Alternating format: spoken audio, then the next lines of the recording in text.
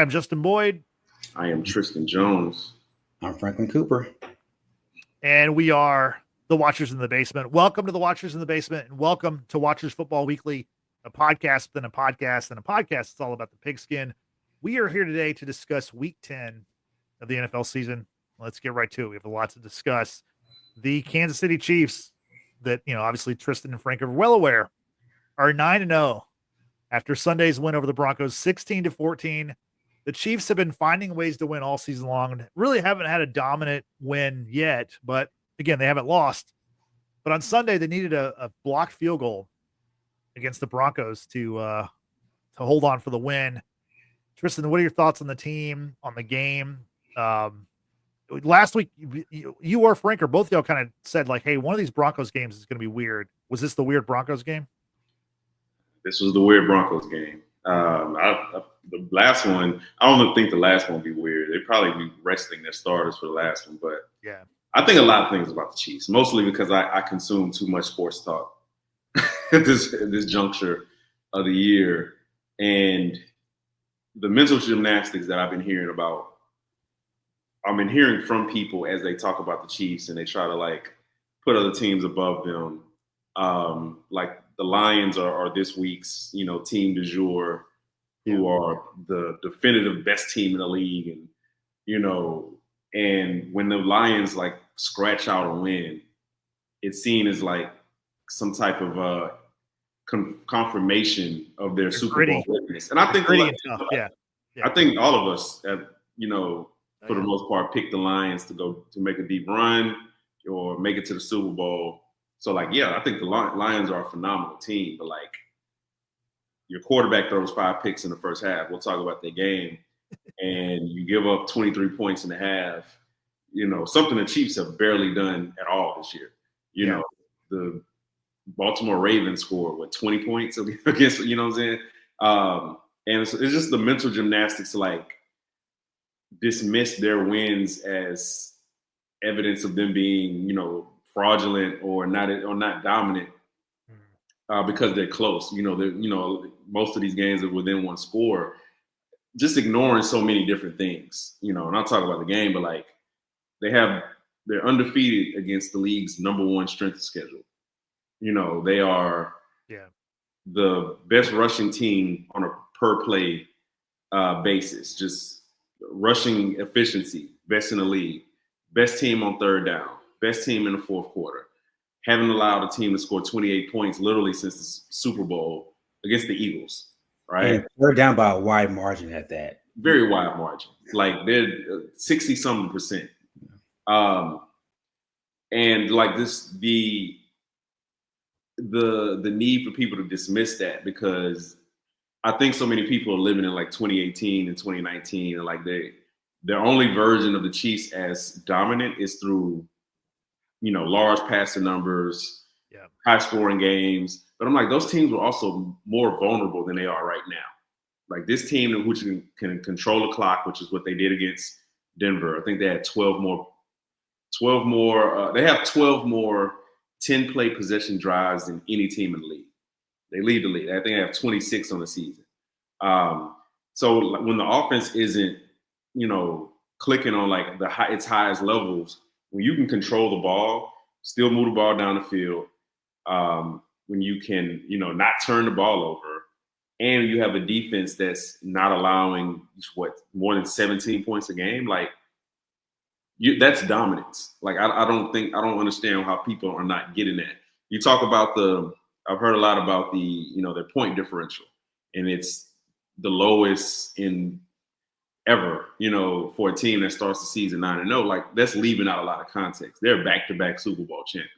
They get everybody's best shot, literally every year. They get everybody's back shot. I said back shots. Wow. They get everyone's best shot. Which might be their back shot. Yeah, go ahead. Might be. They get everyone's best shot, even in years when they don't win the Super Bowl. They're just the team that you're going to go after. So this week's win was another example of just complimentary football. When one side of the ball doesn't have it, the other side picks it up. And I didn't even think the defense played that well. And they still only allowed 14 points. Offense, Pat missed 2 throws that if you gave him those same throws 100 times, he might miss them 10 times, out of 100.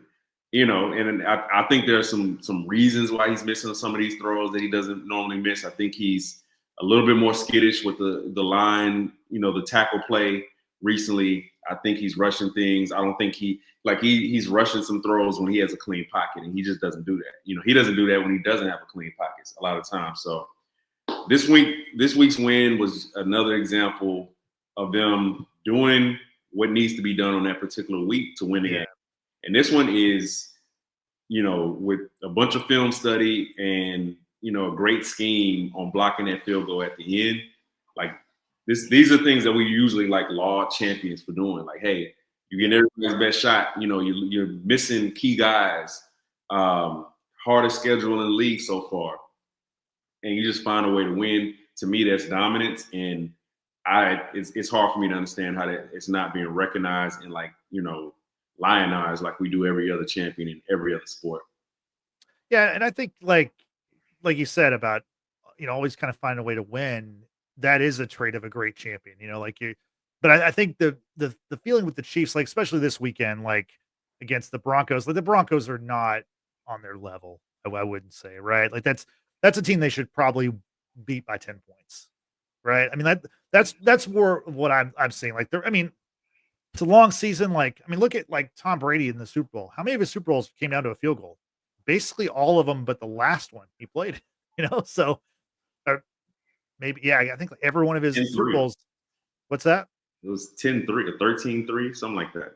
No, the one against the Chiefs with the Bucks. That was the only one that they had a big win. Oh, I'm thinking about with the Patriots. Yeah, with the Patriots. The games he won, the games he lost, they were all really close games. So it's no one disqualifies his rings for that, whereas Joe Montana, 3 of his 4 Super Bowls were blowouts. They just dominated the other team. I think it's just it kind of builds up because everybody's oh, they're just kind of, these close games, and eventually that's going to go the other way. And it might not. I mean, that, like you've said, that might just be how they play. And that's fine. I mean, a win is a win. It's not like you're going to, after the season, you're like, well, they only outscored the opponent by 4 points, on average. Who cares? They won. I just thought this week, having to block a 35-yard field goal, and that's incredible by the special teams, but also man, you're kind of feeling it. You're kind of sweating that kind of game, right? That's what I'm saying. Oh yeah, I was sweating. I was driving I was taking. We took our son to a birthday party for one of his classmates. So I'm riding down Highway 6, and I have the phone in my lap. By the time that the Broncos are about to kick the field goal, I can't even watch because I'm driving. Yeah. And I'm listening to Kevin Harlan just go nuts. He blocked that. It's nuts, man. And I start screaming. Hey, man, I can understand how people say, hey, Chiefs are inevitable. They might be inevitable. Yeah, definitely. Frank, your thoughts on the game, the team so far, and obviously they have a big game coming up this weekend. Yeah, Tristan pretty much put a bow and a button on it. I mean, just to echo what he said, winning is hard. Yeah. Winning in the NFL is really, really hard. At this point, the Niners won by a field goal against Tampa. You know what I'm saying? There were so many. Detroit, Goff had 5 picks in that game. You're going to have these kind of games that you're going to have to fight tooth and nail, drag out fight just to get a dub. And this is not the BCS, standings from 6-7 years ago when you win with style points. You just got to win.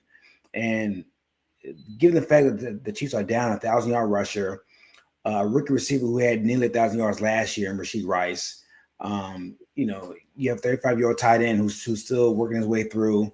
On a down in his career, you're working at a receiver that got there 2 weeks ago in DeAndre Hopkins.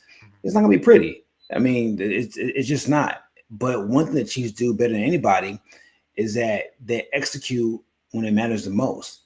Given the 64% on third down conversions, that's nearly 20% higher than league average right now in the NFL. They are executing at an optimum level when it matters the most. And, the fact that they keep winning by 1 score, that's not luck. That's that's just like week by week, your behavior, your attention to detail. And when you make a habit of winning these close games over the last 2-3 years now, that the Chiefs have been winning these close games. That's just habit. That's just who they are. It's in their DNA. It's part of their championship DNA. Even when they were down 10 in that game, I knew, being down 10 in many games prior under the Mahomes era, you knew that team was not rattled. They weren't frustrated. They knew that, okay, we got to button things up here and there, and we'll get back into it. But so many of these prognosticators and fans, they want this team to score 40 and win by 20 every week. It's the NFL, man. Like, the parity in this league is so it's such a norm thing now. Like, what separates a team that's 9-8 and a team that's 13-3 is the average of 3 or 4 plays throughout the second half of a game. That's what separates the great teams to the good teams, and the good teams to the average teams is execution. And this team has done it over and over again. So the skittish look that Mahomes has in the pocket, I mean, it's justifiable. Like, you have 2 tackles who are not playing their best right now. Between Wanya Morris and Sumatea, that has to be addressed. Tristan and I talked about it yesterday. I think if I'm Brett Veach, I'm making a call to Donovan Smith just to stabilize that left side of that line. Hey, Donovan Smith already been on Twitter, like, because some fans added him. Was like, hey, Veach gonna get Donovan, and Donovan replied to it like, hey, I'm ready. Yeah, I mean, is Donovan great? No, but he stabilized that line last year, and during the playoffs, it wasn't an issue. He went against the likes of Bosa in the Super Bowl. He went against the likes of that vaunted line last year of Baltimore, and he was fine. And I think when we saw Mahomes go down last week, or the week before last, against Tampa, that should have been like a sign, even though it was a non-contact injury. That should be a sign of, we got to do whatever we can to keep this man upright. Because what if one of these speed rushers get around that corner, get that bend, and all of a sudden Mahomes is out 6 weeks or the season? So if you're the Chiefs brass, you really got to think about finding a veteran left tackle that can fortify that left side of that ball. I think Sumatea is going to be fine, but right now he's just not ready, and I'm not willing to put the health of my quarterback, my GOAT, on the line, because we're trying to develop a tackle in 2024. Yeah, you mentioned Kelce a little bit briefly, and I want to say, like, he's looking better. Like, the last 2 weeks, he's been pretty good. Like, I watched a lot of this game, and he had like 8 catches, he had a touchdown. Like, he's starting to look like the guy that he's always been. It's amazing what happens when you have a wide receiver on the edge, or you can put in the slot, who can like pull 2 of these, guys away from Kelce. Yeah. Got more room to operate. What I'm excited about is, getting Juju back.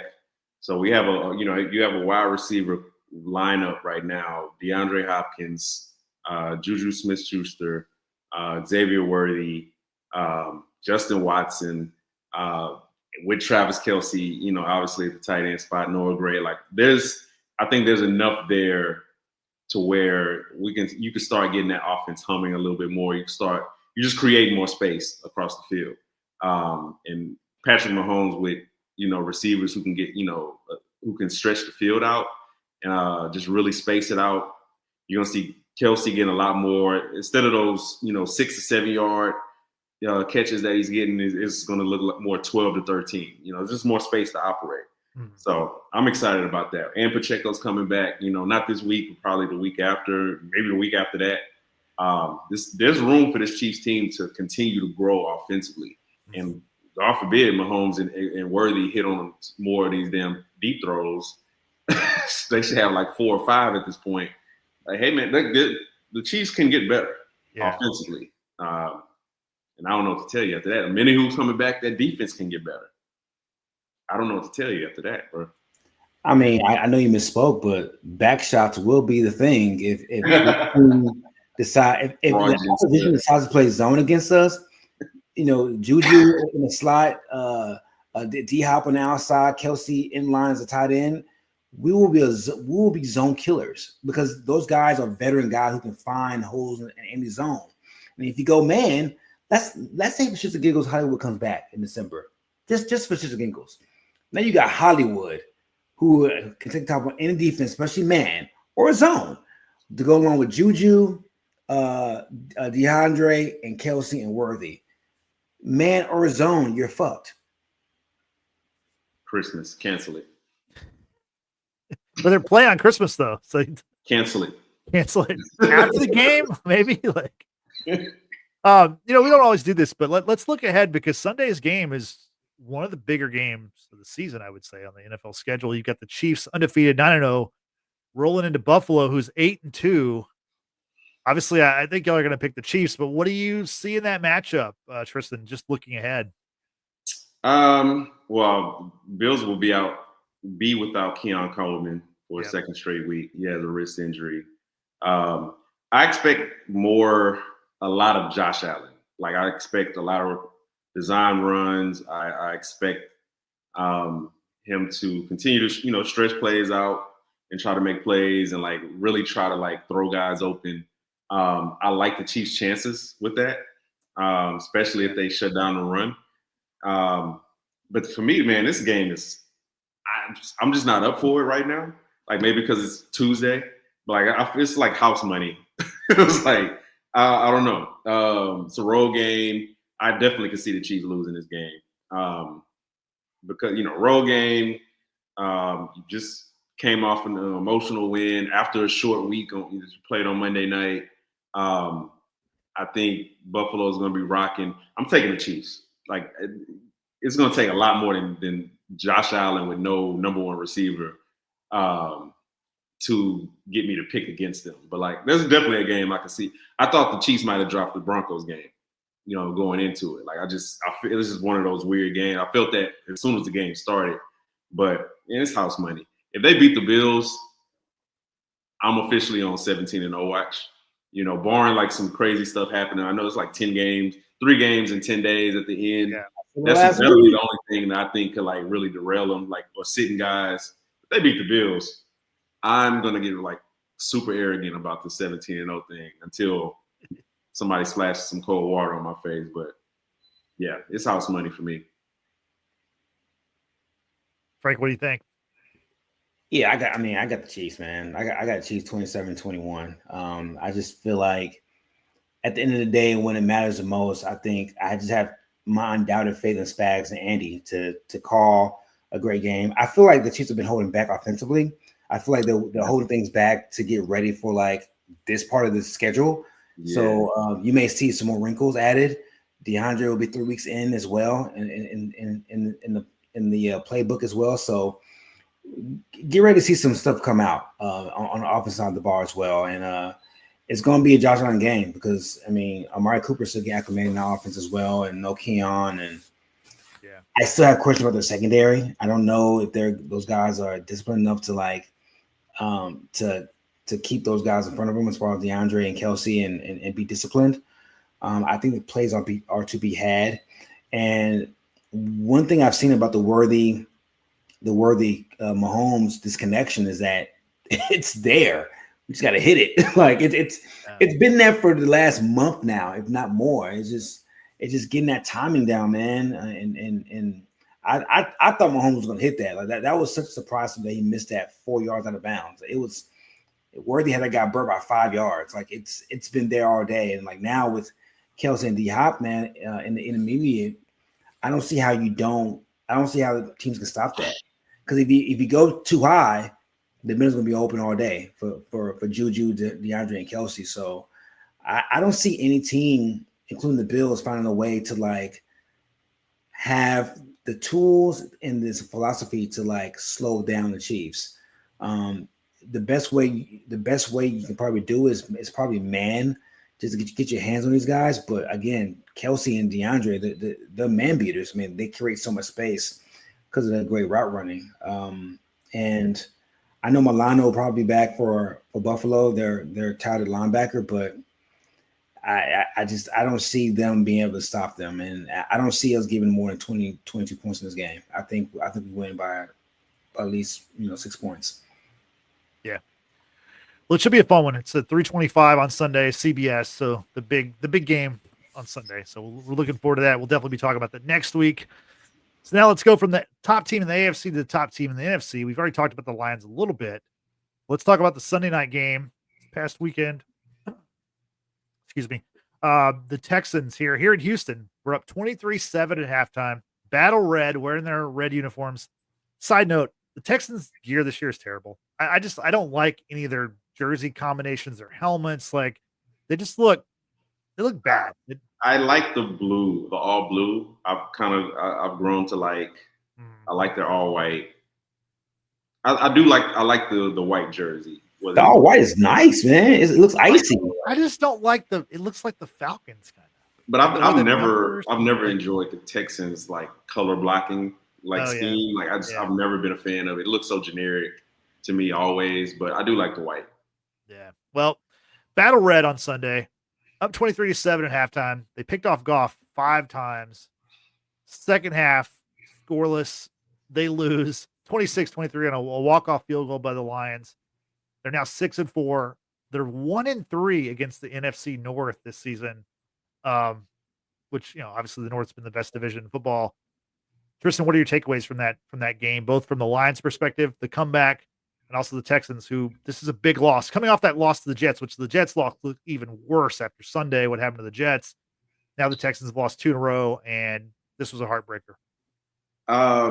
So I'll start on the Lions side. I mean, they look like a legitimate Super Bowl contender. If you can play in a way that it looks inevitable, even when you turn the ball over 5 times. Like at no point did I not think that they were coming back.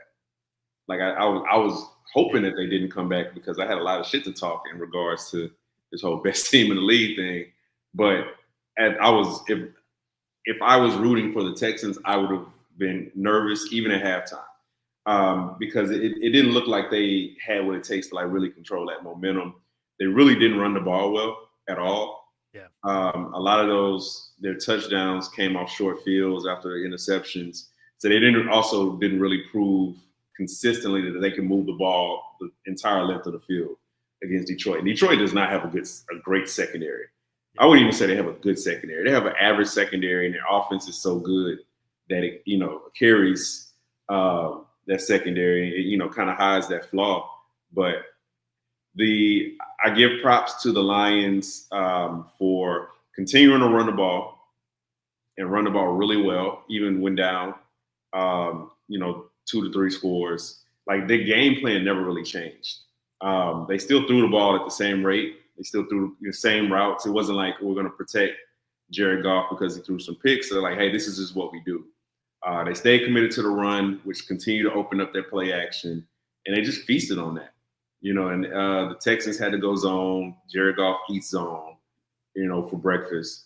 And defensively, they were able to take away the Texans' run game. And Frank and I talked about this when we were in San Francisco. And it's this dichotomy with the Texans to where also with the Packers. We talk about it with the Packers as well. It's like there's some games where you just have to say, hey, it's not going to work the way we want it to work through the air. And CJ got off some really good throws, but CJ was under pressure pretty much the entire game. Yep. And having a solid run game, even if you just commit to it and say, you know what, we're going to run, or we're going to get off some quick passes, whatever, to stop this rush, get them to back off, just create some space for our young quarterback. At some point, Bobby Slowick, the OC, has to realize, hey, this might not be a CJ game. This might not be a CJ throw it 35 or 40 times game. We need to commit to some more things. We need to sustain more drives. This is where, I hate to bring it back to him, but like this is where more teams should look at what the Chiefs have become over the last 3 years and just realize that, hey, this might not be a high volume passing game. Let's control clock. Make sure we pick up these third downs. Make sure we win on first and second down. So not everything's 3rd and 8, 3rd and 9, 3rd and 13, which CJ saw so much of. So credit to the Lions for stopping the Texans on first and second down, getting them to 3rd and longs, and then putting just immense pressure on CJ, either internally or on the outside. Like they just really couldn't do anything with him. So they were really able to like extend that game, and it gave them enough time to tie it up, and then win it before overtime. So On the Texans side, this is why you can't crown a team after they make the playoffs in year one. You know, like progress is not linear in the NFL always. You know, you might go first round, you might miss the playoffs. You might go first round, you might go conference, championship game and miss the playoffs the next year. So many factors and variables, but Texans got to fix that O-line. Like, they have to do their young quarterback a favor and make it a great option to take the ball out of his hands, right? There's a difference between we have to take the ball out of his hands because he cannot get it done on these particular situations, or, hey, CJ throwing the ball is a great option. You know what's another great option? Joe Mixon getting 28 carries or whatever. They just weren't able to do that. So the Texans became one-dimensional, and they couldn't pick up first downs in order to sustain that lead. 0 points in the second half. Like that, if you look on Twitter, I follow too many Texans fans, or too many get retweeted, and they want Bobby Slowick's head, which is crazy because after last year, he was, high demand for a head coaching job, but he's not ready yet. That team's not ready yet. Sunday proved that. Yeah. Frank, your thoughts on the game, on the Texans? Like, I mean, to me, it looks like they're going to get back to the playoffs simply because their division's so weak, but I don't expect them to do any damage. Yeah, I mean, this is more about Bobby Slowick, man. Like, if a lot of these young OCs can't seem to get out of their own way, I don't know, it's the Madden generation of this whole, like, this, I want to have this sexy offense, up and down vertical game. I want to prop my quarterback up to have 4,500 yards and 35 touchdowns. Like, it's become such a sexy, aesthetically pleasing offensive goal that these OCs have. A lot of these young OCs, and like, man, football has never changed, man. It's all about it's all about the trenches and who cannot move off against your will in the trenches and create a whole new line of scrimmage once the ball is snapped. And for all the ills and struggles the O-line has had doing run blocking, they've excelled. So I would lean on that even more. Like, when Mixon's been healthy and he's getting the ball 25 times, whether it's passing or just rushes, the Texans are great. They're good. And while Nico was out, I would have leaned more into the running game and more into the play action game with Mixon. And not just Mixon, the rest of Pierce as well, the rest of the guys in that backfield.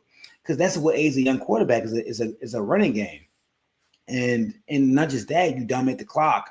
Like, to get 5 turnovers, I think they'll +3. I think the Stroud have 2 picks in that game as well. 2. So they'll +3 in the turnover battle. And so not score in the second half, that's on the offense, man. Yeah. If my defense gave me 5 turnovers, you gotta capitalize on at least 3 of them. Whether it's 9 points or 21 points or 17 points. You can't come away empty-handed on those possessions, because those are extra possessions your defense is giving you. And if I'm the head coach for the Texans, man, I'm having a come to Jesus moment with Slowick. Hey, man, like, we gotta change shit up, bro. Like, we can't keep banging our head against the wall trying to make CJ Stroud into 2001 Kurt Warner. Like, we got to get back to the basics. And yeah, they'll win the division, but if they keep doing what they're doing, they'll be out in the first round. Yeah, no, I agree. You mentioned Madden in there, and one of the games that actually looked like a Madden game was the Thursday night game last week. We had the Ravens and the Bengals, 35-34. Ravens won. High-scoring game. Lamar had 4 TDs. Joe Burrow had 4 TDs. Jamar Chase had 260-yard 3 TDs. This game was a fun game to watch. And once again, Thursday nights had a pretty, we've had 2 or 3 Thursday night games that have been very watchable. Tristan, what's your takeaway from this after the Ravens got another close win over the Bengals to sweep the season series? Man, that offense, it looks great. It looks great. I can tell you, presents some problems. The defense, we can talk about that, but first, just you gotta give props to Lamar is playing at an unbelievable level.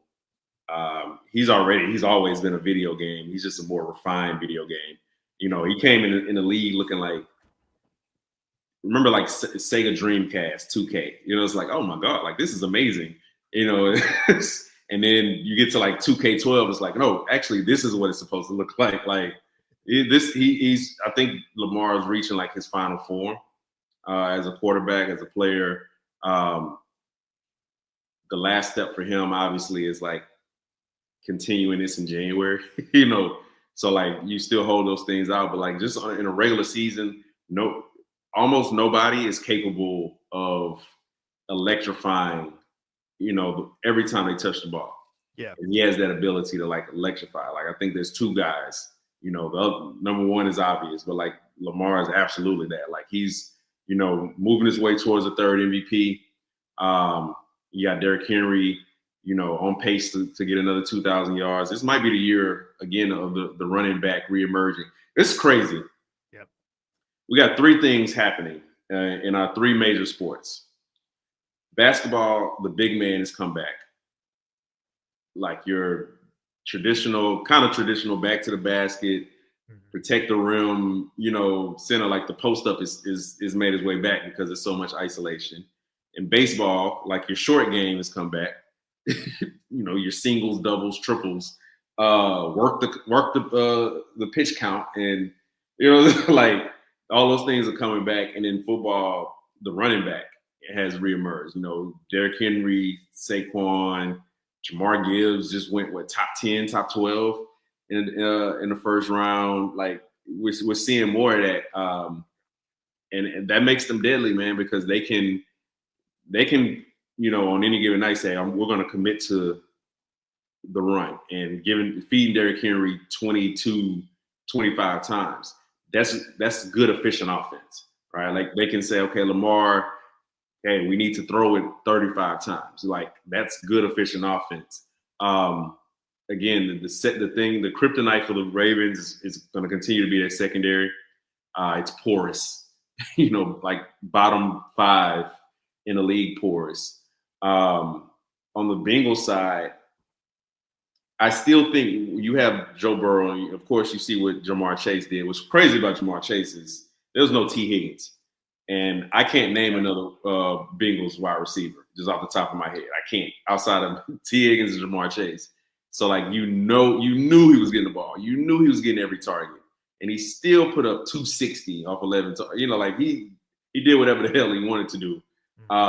Like that offense with Joe Burrow playing the way he's playing, with Jamar Chase at the top of his game, when Higgins gets back, they can be formidable in the last half of the season to make a run. But just like the Ravens, the thing that may ultimately trip them up is their defense, their secondary. You just can't compete with a secondary like that when like guys can just light you up on a week-to-week basis. When a rookie can light you up almost in the same way that the 2-time MVP can, you have a fatal flaw. I think both of these teams have fatal flaws. I cannot wait. I'm going to lock in on this Ravens and Steelers game on Sunday at noon, because Lamar typically plays like he plays his worst football against the Steelers. Traditionally, I think he's 1-6, like 19, 17 points a game. So again, these are two high-flying offenses, beautiful game to watch. But ultimately, you can't help but watch them and see like their fatal flaw just kind of play out in front of you. Yeah. Frank, what's your take on the game? Yeah, I mean, it was an offensive firework display. I mean, it was beautiful to watch. I had one of my fantasy teams. I had Jamar Chase and Burrow. So I was a happy camper. I had 100 points by midnight, so I was straight. But no, I mean, this is why I'm not concerned about Baltimore from the standpoint that, like Tristan said, they can't stop anybody. And if any team needed Marshawn Lattimore at the trade deadline, it was Baltimore. They needed him. Marlon Humphrey, I'm not saying he's washed, but the Marlon Humphrey we saw 4 years ago, he ain't that guy anymore. And Nate Wiggins, the rookie cornerback from Clemson, he's taking his lumps. Whether Nate or Marlon are in the lineup or out of the lineup, they're giving up a lot of air yards at an inordinate rate. The play that they gave the Bengals a lead the 65-yard play to Jamar Chase, that was against single coverage. like Tristan said, he's the only guy that's worth having fear of. And like, why wasn't he doubled? He went down. It was a skinny post. He went down, no jam, uninterrupted down the seam for a 70-yard touchdown catch. Like I didn't understand that. He had two big catches over 60 yards. And if you're Baltimore, they don't have the personnel to make any changes to make it better. So they're gonna have to outscore people moving forward with Lamar, or getting back to the running game and making it more of a ball control offense. But I think with Todd Monken and Harbaugh, I think they're so concerned of like Lamar, and this is me looking at the game, like just watching the offense. It's similar to me, they're so concerned about Lamar having his print all over the game and not making it more of a ball control Derrick Henry type of game. I feel like if it's a more ball control game, that would aid their defense even more moving forward and keeping them off the field. But because they're making it more so Lamar centric, they're going to have 8, 9, 10 play drives where they score in 4 minutes rather than not 7 or 8 minutes to keep that defense off the field. So that will Baltimore concerns me moving forward. And with the Bengals, that's just what they do. They're going to put up points in bunches, but over the last couple of years, lost both safeties, lost Jeremy Bates to Atlanta. Hubbard is one of the best. He's one of the best D linemen in football, but he has no help in the D line. It's just him. So they don't formulate pressure on a drive to drive basis. They struggle keeping guys in front of them in the secondary, and they lean on way too much on Burrow to save them. I mean, Burrow's gonna have MVP numbers. He'll have 4,500 yards, probably 40 touchdowns and less than 10 picks, and he's probably gonna have 8 wins, maybe 9 if they go on a run. Think about that. Exactly. Yeah, they got going a run to get to 9-8. You know what I'm saying? So that's gonna be the problem for the Bengals moving forward. And they still got to play the Steelers as well, and they play the Browns again. So them getting 9 wins might not even be guaranteed. Yeah, they're 4-6 right now. I think at this point, I don't think they're going to be in the playoffs. Tristan, what do you say? Playoffs for the Bengals, yay or nay? 4-6.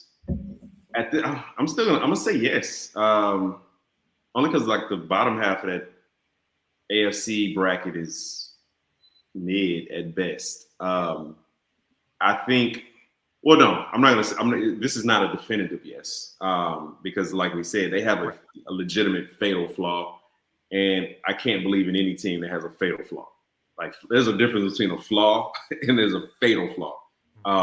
So not definitively yes. I do think the offense can carry them most games, but this is a team that also lost to the Patriots.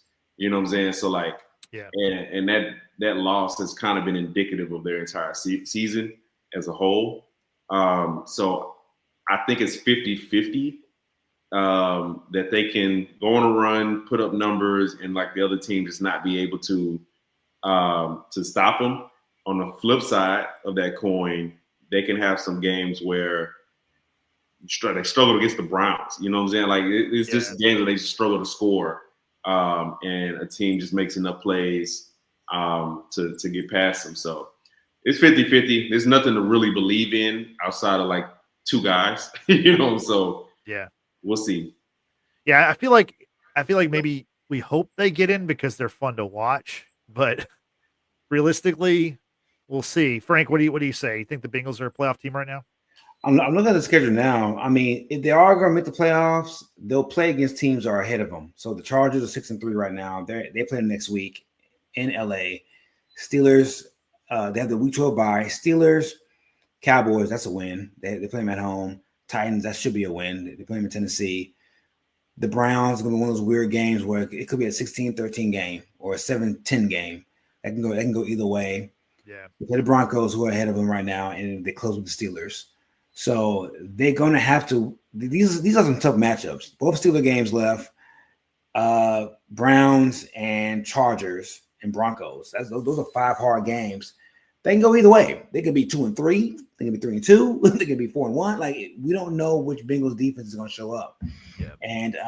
And that's I don't know if gun to my head, I would say yes, only because I'm counting on Higgins to get back eventually.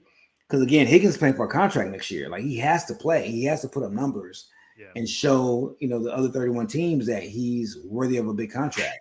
So they have Higgins moving forward in a couple weeks, going against the Chargers, Browns, Steelers twice. Then they should make the playoffs. We shall see. And like you said, they have the Steelers twice coming up.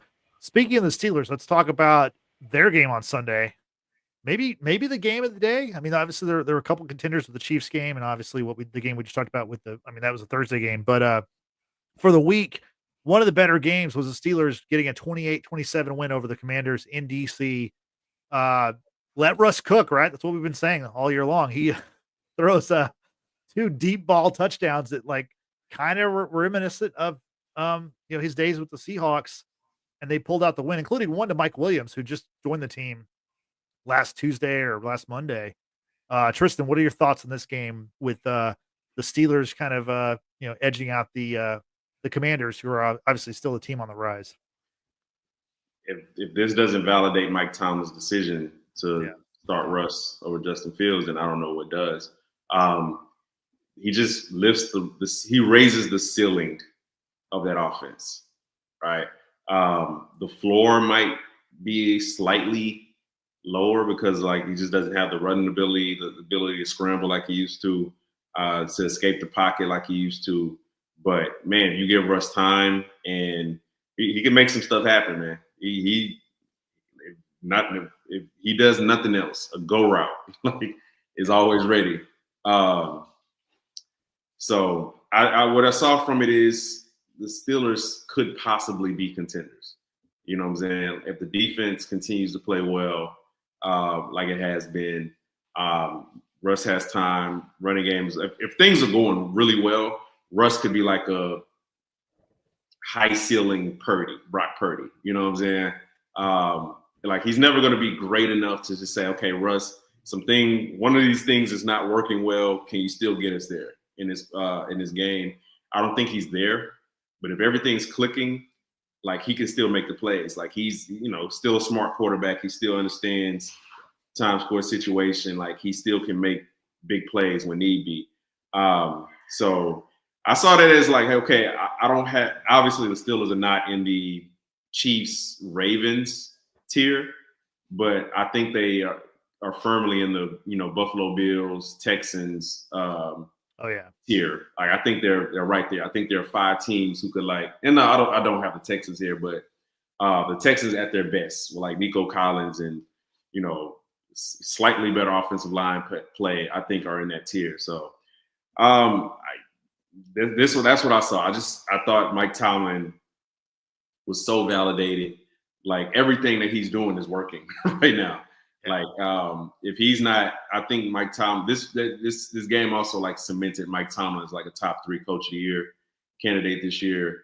Man, I hope he gets. I think Andy Reid should get it. I just think when you have an undefeated team coming off back-to-back Super Bowls, you should get coach of the year, especially missing the guys that they have. But Mike Tomlin, Dan Campbell, somebody else I'm forgetting right now, but their ability to do so much with less. Tom is just pushing all the right buttons right now for this team. That's what it did. It cemented the Steelers as a almost definitive Super Bowl contender team for me. And Frank, so the Steelers are improved to 7-2, while the Commanders fall to 7-3. From the Commanders' perspective, tough loss at home. They've got a big game on Thursday with the Eagles, who are 7-2. We've got the clash for the NFCs coming up. What do you take away from the Commanders for this game? What I took away from it is I think play big boy football with the upper echelon playoff teams of this league.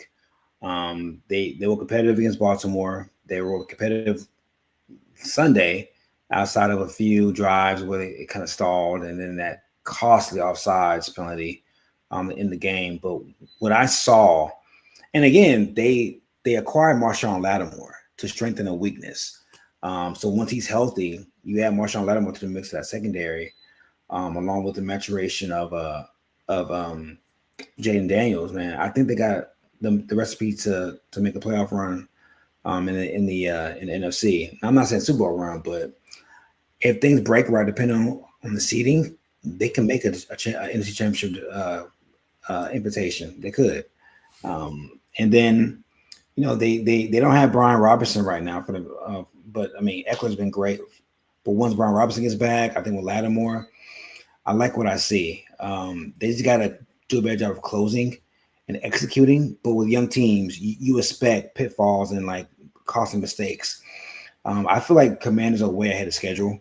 I mean, I had this team as a 10-17 starting this season, and they're way ahead of schedule. I mean, if they're 7-4 come next week, I still think they're ahead of schedule. That Eagles game is going to be a big game for them, but also that'll be a litmus test to see where they stand going forward. I mean, the Eagles are the crown jewel of the NFC East, but I think they're just as good as the Eagles. I think they have the firepower on offense with McLaurin and Zach Ertz and Jane Daniels. His ability to extend plays and to not make mistakes with the football. Like if you look at Jane Daniels and Jalen Hurts' numbers, Jane Daniels is way more efficient this season as far as taking care of the football. Yeah. It's a weird thing to say. I trust Jane Daniels a lot more with protecting the football than I do Jalen Hurts. So with that, if your quarterback, young or old, can protect the football and value possessions and be efficient, and that just raises the level of play of everybody around you. So no, I think they had a schedule, man. I think they played a fine game for who they are. It just comes with experience, man, and getting better. But with Pittsburgh, I want to add this with Pittsburgh too. We all know George Pickens is having a great year with the insert starting lineup with Russell Wilson. Najee Harris is averaging 4.2 yards a carry. He's on pace for 1,100 yards. He's been dynamite for them. He's stabilized that running game. And in years prior, that O-line has struggled creating rushing lanes and creating space to run the ball. And I think Najee and Jalen Warren have turned to a solid 1-2 punch with in that offense. I think when it gets cold, come January, late December, man, that running game and that D line being able to rush the passer is going to bode well for Pittsburgh moving forward. Yeah, no, that's their traditional style of play anyway. So, and to go back to Jaden Daniels just for a second, he has clearly been the best rookie quarterback this season. But on Sunday, there was a matchup of two of the other high-profile rookie quarterbacks. We had Drake May versus what's the Bears quarterback name? Williams. I can't. What's his first name? I forgot. Caleb. Yeah. Damn. Caleb Williams. I was like, what is his first name? I can see his face too. Caleb Williams versus Drake May. One of the more surprising results from Sunday. Patriots 19, Bears 3. The Bears fired their offensive coordinator, Shane Waldron, yesterday after that dismal display. They're now 4-5. They're for the first time all season, we have a team in the NFC North with a losing record. And it looks like the Bears they're down bad. What do you think, Tristan? Man, the tape on this team is horrible. Like I'm not a passing game expert, but the concepts, like having receivers running the same route, same area of the field. Like you got, three defenders who can essentially guard four. You got like your speed receiver not even running routes on some of these plays, while your three guys who are not like speed guys, going deep. Outside of, the offensive line play, lack of a running game. And then, and then there's been times, or not even times, like there's a lot of times where Caleb Williams is just plain missed throws. Like everything is going wrong, but I don't think that the Bears, shocker, have done much of anything to put Caleb Williams in a better position to succeed. So I think it's 60-40, like just the coaching, the offensive coordinator, offensive line, drops, like all the external things. And then on the flip side, you got a rookie quarterback who, on top of not being coached well, is just not playing well in general. He's not. It looks like they're kind of coaching a lot of the things that make him special. Like it looks like I've seen so many times where he has lanes to like get out of the pocket and make something happen, and he's like forcing himself to stay there. You know what I'm saying? So everything is going wrong. They had to get rid of the OC immediately. Eberflus is not going to survive the season at all. Like that's done for. But they look like they're on the verge of ruining him. You know, like doing permanent damage. There's just no reason why we have to assume that every rookie quarterback has to start. You know, I don't like how we just immediately throw them, you know, every single quarter. I don't care what the situation looks like. Like it's good for them to sit and learn and just get a little bit more education on the game that they're coming into. Throw them in there week 4, week 5, you know, bye week, like we traditionally did. Like, man, we used to be men. Like, you could look at the schedule and say, man, placeholder quarterback, veteran quarterback, you got to week 7, bye week, we're going to go with the rookie. Like, this was a tradition. And now we just automatically assume like it's the NBA, like we just throw your number 1 pick, number 3 pick. They can be ruined too. And that's what it looks like. It looks depressing. You know, it's been a long time since I've been more excited to see a rookie quarterback come into the league.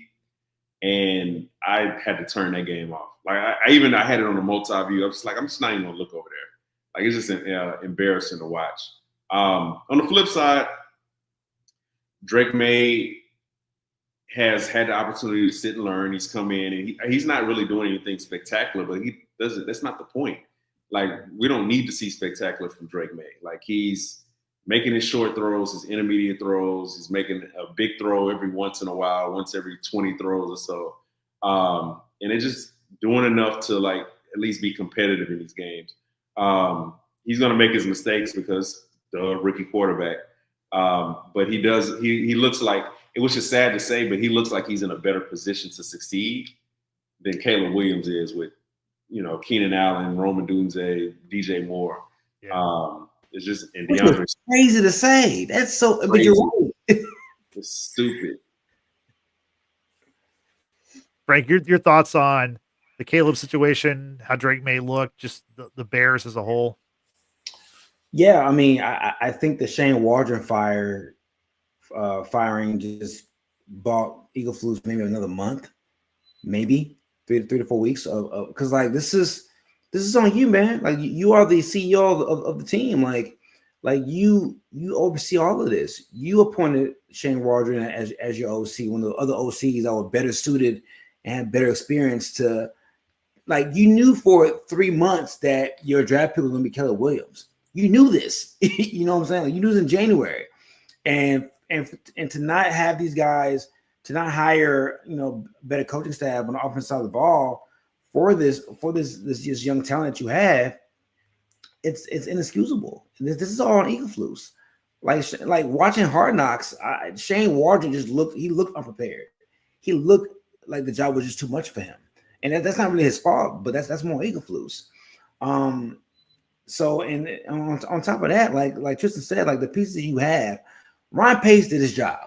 Like you brought a veteran receiver in Keenan Allen. You spent a top 10 pick on Romer Dunze, one of the better receivers in college football. You have a young tight end there that was there in the previous year. You have pieces. Like there's no excuse for this man to be struggling the way he's struggling. The first month of the season, they refused to run the ball with DeAndre Swift. Refused to. And week 5 to week 9, he averaged 85 yards a game. Like that tells me that you don't have a philosophy. You don't have a direction offensively. And to be a coaching staff with no philosophy, no direction, when your job is to have philosophy put in place and a scheme for these players to excel, and you don't have one, that's just being unprepared. And at the NFL level, that's inexcusable. So if I'm Ryan Pace in that brass, you have a month tops, bro, to get this shit right. Because it seemed like, and not just the X and O's, the locker room. Since that Washington game, they fall off the rails. Like these players are saying some out of pocket shit. Like guys are questioning play on the field decisions, far as play calling, guys are talking about guys are calling other guys out in the media. They're questioning coaching decisions. Imagine a Bill Belichick or Andy Reid led team, or Mike Tomlin team with guys in the locker room questioning coaching decisions. That tells me that he's already lost the locker room. So I don't care how many other coaches you fire moving forward. The fact that the 53 guys on the roster, I've already lost respect for you as a leader, as a head coach. That's the bigger problem to me, more than the development of Caleb or lack thereof. Yeah. It doesn't get any easier for the Bears either. They host the Packers, who are coming off a bye on Sunday. The Packers own the Bears. They have for decades, literally. Moving on, we had another surprising game. These are rivals, but the Saints finally got off the mat, ended their 7-game skid by beating the Falcons 20-17. There might not be a ton to talk about from this game, but Tristan, what'd you see in this one? I guess. Was Derek Carr? Was this his first game back? No, it's his second game back from injury. What'd you take away from this 20-17 Saints win? Not much. The Falcons continue to be a good bad team or a bad good team. I don't know.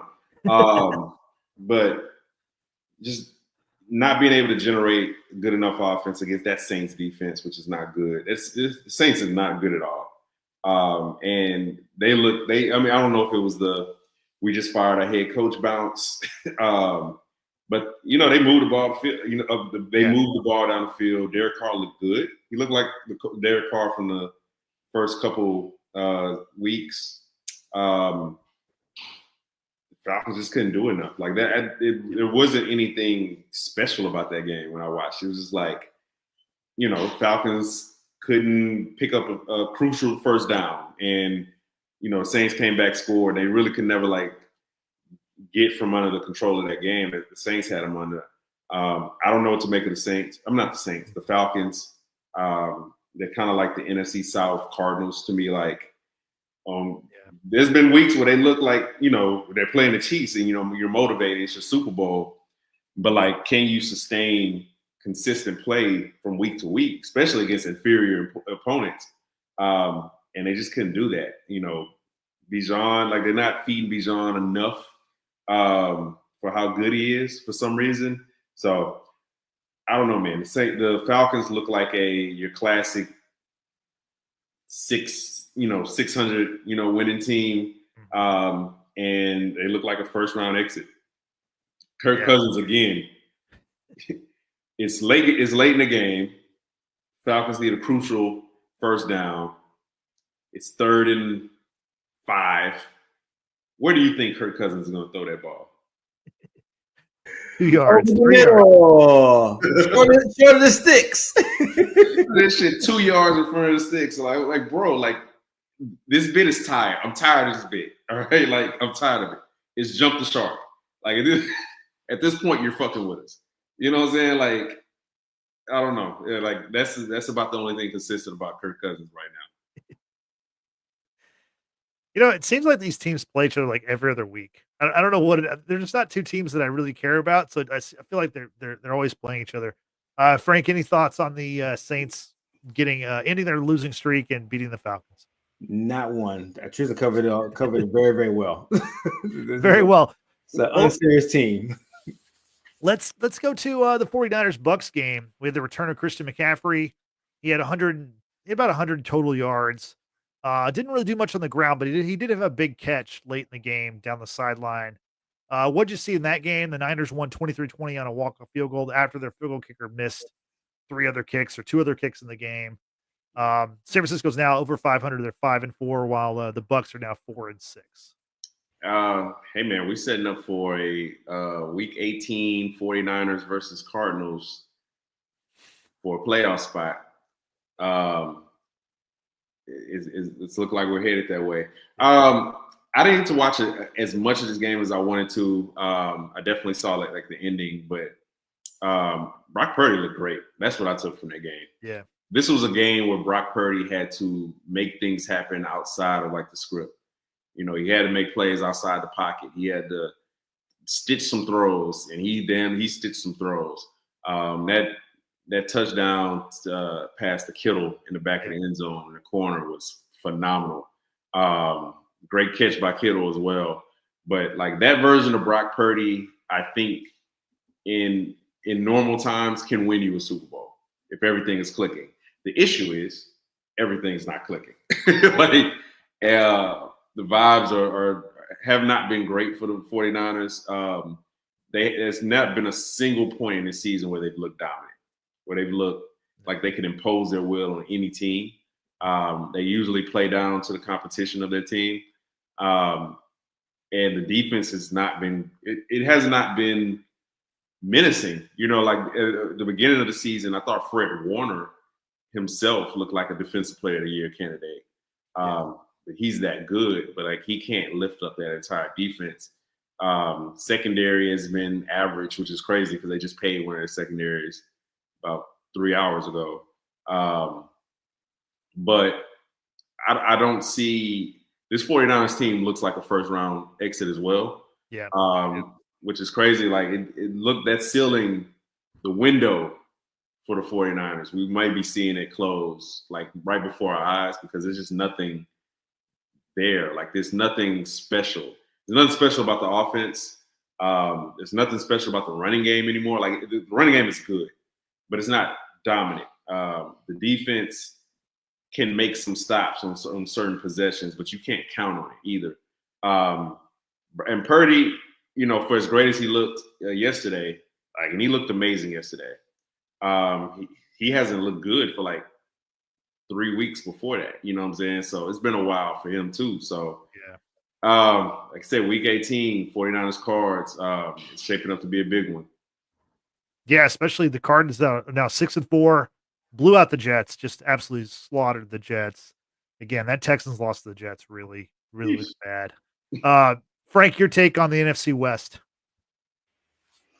I mean, it's the card. I mean, to Monday night, I had the Rams pulling through, but that abysmal showing just had me lose faith in the Rams. It looks like more and more is going to be Cardinals and Niners. I don't know what to make of the Cardinals. I know they're 6-4, and the games they've looked good in. Like the game last week against New York, the game against the Niners early in the season, they look good. Even the game against the Bills, they look good. That week 1, but they've had games where they just look offensively atrocious. The Rams game, they got, I think, shut out in the second half. I think they scored 3 points in that game. They had another game when they only scored 10, they looked terrible. So I'm still trying to figure out how real this team is. But I mean, Connor has been running the ball with reckless abandonment. I mean, Marvin Harrison's a young receiver. He's still trying to figure it out. McBride is one of the best young tight ends in today's league. So the weapons are there for them.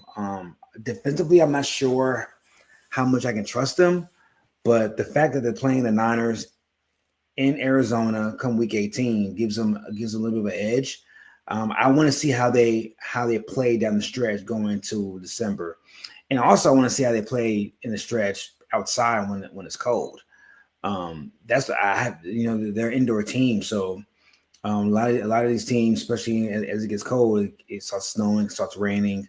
I see how this team performs, but I think it's the Niners and Cardinals. Seahawks, they start off hot, but they regress back to the mean of being an average team. And as much as I love Geno Smith, Geno's one of those guys. He'll give you a 350 4-touchdown performance, and then the next week he'll give you 190, 3 picks, a fumble, and 2 touchdowns. Like he's just too inconsistent. But that's who he's been his whole career. It's wildly inconsistent. So, and then with the Rams, I don't know. That loss really put them behind the 8 ball. I don't know if they have enough in the tank to make up 2-3 games against the Niners and the Cardinals down the stretch. Yeah, it'll be interesting to see how that all plays out. As we kind of wrap up our NFL talk, we're located in the Lone Star State. Let's talk about the team that has that star on their helmet. It was a tough Sunday, and I said this last week. I'm looking ahead. That Thanksgiving game, Cowboys-Giants, that might be the worst Thanksgiving football game ever, like matchup-wise. We had the Giants lose to the Panthers, who've won 2 in a row, in Germany on Sunday morning. Then Sunday afternoon, the Cowboys just got rolled 34-6 at home against the Eagles. Obviously, Dak Prescott's out. He's having surgery, going to be done for the season. They've got Cooper Rush at quarterback. Maybe they're going to have Trey Lance start against the Texans next Monday night. If the Texans don't win that game, we're going to have problems. But let's talk about what's going on in the NFC East, mainly the Cowboys. Tristan, your thoughts on Dallas? I would start Trey Lance the rest of this year. You're my thunder. Fuck you, man. And make a run for the number 1 pick in the draft. This team is booty cheeks, man. Yeah. It's of the highest order. Again, we all had skepticism about how good this team was going to be this year. I thought they would beat enough bad teams and win enough games at home to make the playoffs and then embarrass themselves. They decided to get that all out the way early in the season. They were bad before Dak. They are bottom of the basement, deep in the corner of the basement, sitting with rats and we're the Watchers congregate. No, yeah, go ahead. That's how bad they are. I have nothing else. They're a badly coached team, horribly put together. It's a complete lack of leadership on the field, in the locker room, and in the front office. Yeah. They are essentially like a big stadium. That is the biggest attraction that they have. With the sun shining in everyone's face, yeah. It's just put the fucking curtains. Why is this a disputable thing? You do that for fucking Maggie Rogers and shit. You know what I'm saying? Why would you do that? Why would you do that for the team? I don't understand. But this goes to my theory that I think Jerry Jones looked at this team in the offseason and said, "There's only but so much this shit can do." And I'm not putting too much effort into this team, this particular team. And he just doesn't they were 12-2, or whatever. If they were 8-2, 9-1, I guarantee you those curtains would be up. You know what I'm saying? Jerry Jones does not care about this team, and there's simply no reason to. And Philly did what they were supposed to do, and they completely stomped them out at every turn. Cooper Rush, man, he should have cashed out when he could. That shit is over. I thought Trey Lance, try to get a top 5 pick. McCarthy's obviously going to be out. Yeah. I tried my best, as best as you can, to clean house, because you're not getting rid of Dak. Yeah. His extension hasn't even hit yet. You're not getting rid of him. Your best player, Michael Parsons, should never speak, about matters larger than himself. That's just not a strong suit for him. He's going to say the wrong thing. It's a team going nowhere with a cap sheet that is abysmal. Not a lot of hope for the future. So good luck with that, Cowboys fans. I'm sorry. Besides that, everything else is great. Yeah.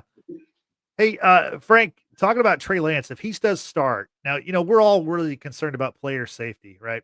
If Trey Lance starts, can we change the rules where defensive backs can fair catch interceptions? Because we're gonna have dudes running into each other. Because on Sunday, one of his passes that was picked off was a fair catch, and it was it was really, really bad. What are your thoughts on Trey Lance if he's the guy going forward? At this point, I feel you have to play him. Didn't they give up a third to get him? Yeah. You might as well play him. It's already a bad deal as it is. The fact that they gave up a third and they gave up a fourth for Mingo from North Carolina, from Carolina. Just play these kids, man. Play these kids and see what you have. And look, if Trey Lance turns in 9 touchdowns and 17 picks, cash that in for a top 5 pick, and let's keep it going. But I'm gonna say this, man, and I am 10 toes. I am Damian Lillard this shit right here, and I mean what I say when I say this. I would not pay Dak. I would have waited this season out to see how it looks, and if we don't have a team that is capable of winning going to next year, I would have franchised Dak and I would have traded him to the Raiders or a team that needed him, because one of these teams, they feel like the quarterback away would have traded for Dak, and I would have got Shador or one of these younger quarterbacks and restart that quarterback clock, because this team is so far away. Like, think about this: they're paying Trayvon Diggs $90 million. They're going to pay Micah probably 100 plus as a pass rusher. They already paid Dak. They already paid CD. He's making 130. He's making 136. And this team is going to win 4 games, 5 games, maybe. Think about that. That's over $500 million worth of contracts, and this team is not good. You know what I'm saying? Like so. If I'm Dallas, what I would have done, I would have kept Dak on that 1 year left on his contract, and if there's any takers next year, franchise tag him and trade him, and just start the clock over again, because the team's not gonna be good for a while. They can't run the ball. Their O-line is aging up the middle with Zach Martin, and they're unproven on the right hand side. They got Tyler Smith and the guy from Oklahoma, but they got young pieces. But this team needs a couple years to grow, and they got to use that draft capital to fill in the blanks, fill in the little holes that they do have. But yeah, Trey Lance will be my starter, and moving forward, I will see what he has. Worst case scenario, he's terrible. We cut him and you use that top 5 pick to fill a need next year, next April. But this team is not good. I said there was a 7-win team in the beginning of the year when we did our show. I was giving them too much credit. There might be a 5-win team at best. But yeah, man, this team is fucked. Well, if they do end up with a top 5 pick, they do have a coaching vacancy. Wouldn't it be very Jerry Jones and very Cowboys to take Shador Sanders and then maybe hire his dad as the head coach? Wouldn't that? I mean, wouldn't like the sports content machine just explode? That would be just a crazy kind of Cowboys move. It's too late, because if you draft Shador, teams know you got to trade Jack at that point, and you better get the shittiest of shittiest when it comes to trade packages. So I'm not saying it's a good move for the Cowboys. I'm just saying it's very much a Cowboys move, like to do something like that. And they should do the exact opposite of whatever you think the Cowboys would do. They should do the exact opposite. Yeah. Sorry. Well, they're gonna make some. If they have a top 5 pick, they're gonna make a splashy pick for sure. And I would trade down if they have pick 4 or 5. I would trade down to 10 or 12 and get you an extra second round pick and a 3rd round pick, because they have holes. They're not good. Like, can you name it? Can you name the number 2 receiver since Brandon Cooks got hurt? I can't. I don't know. I don't know who it is. They can't stop the run to save their lives. They need premium picks along the O-line, D-line, and secondary. Yep, a lot of problems. Yeah. They do have a good kicker, though. They have a good kicker, probably the best kicker in the league. So, congrats on that. So, is there anything else from the NFL before we get to the college talk? Anything else from the NFL y'all want to talk about before we get out of here? There's nothing else to talk about. Nothing else. You don't talk about that Vikings Jaguars game with the white helmets. The white I actually like the white helmets. Now, the game 12-7, not something you're gonna write home about. Sam Darnold pumpkin. Like, let's just. Did we call it like a month ago? Did we call this like a month ago? Like the pumpkin walk? Yeah, we did. The Vikings are 7-2 though. They're still, good for them. Solid. Swell. Yep. A first round exit. Like, yeah. All right. Yeah. Okay. So on to Saturday. I mean, we had a couple upsets on Saturday. The Hurricanes lost their first game. Georgia lost their second game.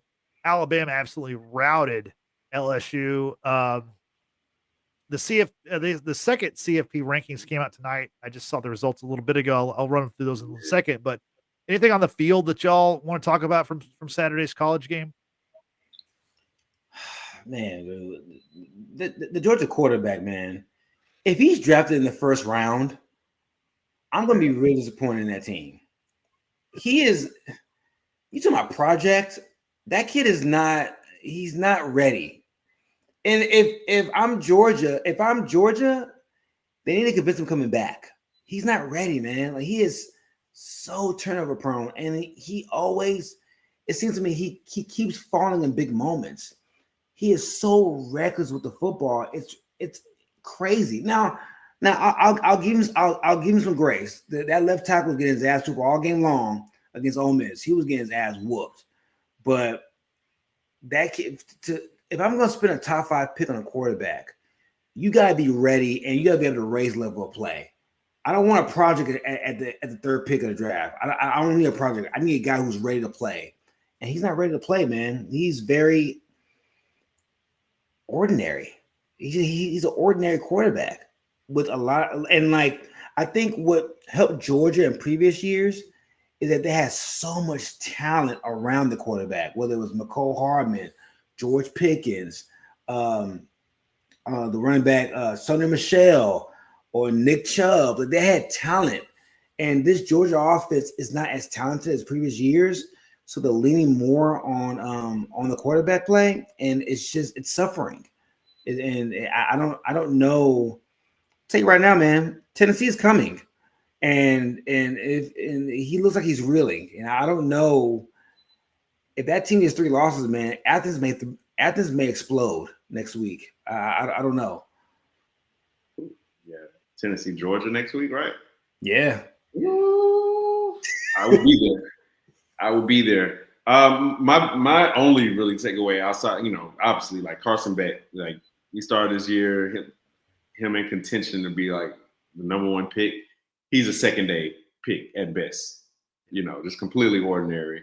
For me, I've kind of like low key adopted the Miami Hurricanes as a team. Like I've been kind of like searching for a few years now, like a team to kind of get behind. And maybe it's the Hurricanes. Not an Adidas guy by any means, so that's a thorn, but we can work around that. I like Cam Ward. I think Cam Ward has, in my opinion, been the best quarterback in the country this year. Shador has at times looked like a number 1 pick. He may be the number 1 pick regardless, but like he's actually looked like one. I think Jackson Dart has had some moments where he, at least looked the part of a number 1 pick. Cam Ward, I think, has been the most consistent. He's been clutch. That game came down to the end. Miami's trying to make a ferocious comeback. And I don't, the more I watch Cam Ward, his one biggest flaw, I would say, is pocket presence. Like he not seeing a rush, not knowing when to escape. His QB clock is just completely off. So I see that as something that could end up biting the Hurricanes in a lot of these bigger games, especially if they make it somewhere close to the playoff. I didn't think they were like a top 5 team, that they were like ranked as. I've watched pretty much every Miami game. And I hadn't seen top 5 team. They just gotten behind too much on like inferior opponents and having to come back. And eventually it was going to bite them in the ass. And that's what happened on Saturday. So for me, it's just I want to continue. I want to see more of Miami. How do they bounce back? Can they continue to take control of the ACC? Because we wrote Clemson off, and Clemson apparently did not write back because they're right there, near the top of the ACC as well. So very much looking forward to seeing Miami and Clemson, who's going to take control of the ACC. Miami had a clear, lane to take control. They just couldn't take advantage this week. Any thoughts on the Alabama just crushing LSU once again? Frank? That was a surprise. I mean, I didn't think, because a lot of times when teams like that go on the road against rivals is oftentimes a letdown. That Bama team was prepped and coached and ready, and Miro put his foot in the ass. That was a fuck you game by Miro. He was pissed. I don't know what Caleb DeBoer told him, but he was pissed. The defense was ready. They got pressure on Nussmeier all night long. If that Bama team shows up, that's a championship ready team. If that team shows up, the problem with Bama is that they haven't showed up and they've been wildly inconsistent. in those big spots, and their run defense has been really, really bad. Against Georgia, against Vanderbilt, they've given up a lot of yards on the ground. So if they can become a more ball control offense, become more Jalen Murrow centric, as far as like just controlling the clock, that team can win the championship. But it's just you don't know where the Bama team's going to show up. That's been a problem. Colorado, man, they just keep on trucking. They keep on trucking. They're 7-2. They got some big games in November, and they can get a large bid in the playoff if they win out. And I still have questions about Shador as far as like his pedigree and like his intangibles. If he can lead a team when shit goes awry, I don't know. I mean, the talent's there. I mean, the arm talent is beautiful, but it's the raising a level of play of guys around you. When you're down 14 in the first quarter, can you rally the troops and calm everybody down? Are you going to throw your own line under the bus if they have a bad game? Are you going to show that maturity that I've been looking to see since you've been at Colorado? But he has a chance to right all of that and right the ship if he can win some big games come December, if they do make the playoff. Yeah, I'm interested in seeing Shador in like a big game. You know, not just a big for Colorado after a few years game, but like national television, the whole nation's watching, super high stakes. Like that's what I want to see is those intangibles because, like you said, the talent's there. Haven't always seen the intangibles, and he has some like intangible qualities that I just don't really like especially in my quarterback. So I want to see him let's see that progression. Like we've seen growth.